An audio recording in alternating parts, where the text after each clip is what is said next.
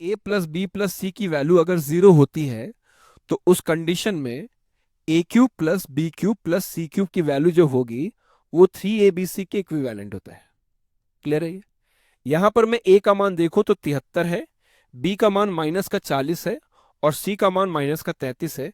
जब आप तीनों को जोड़ोगे तो जीरो आ गया, आ गया जीरो।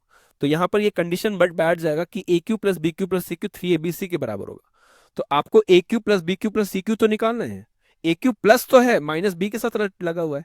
तो आप बोलोगे कि इसका जो आंसर होगा वो 3abc के बराबर होगा। 3 इंटू ए कितना है 73, बी कितना है -40 और सी कितना है -33, इसके बराबर हो जाएगा। तो इसका मतलब इसकी वैल्यू हो जाएगी 3 गुना 73 गुना 40 और गुना 33।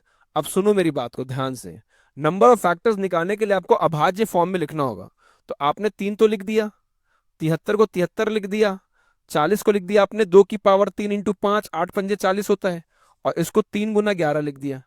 अब एक काम करो, आप इसको लिख सकते हो 2 की पावर 3 इंटू 3 की पावर 2 इंटू 5 की पावर 1 इंटू 11 की पावर 1 इंटू 73 की पावर 1।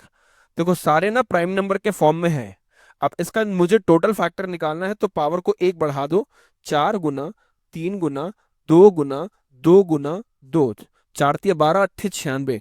तो 96 फैक्टर्स निकल कर आएंगे। इस पर्टिकुलर नंबर का 96 फैक्टर निकल कर आएगा। समझ गए?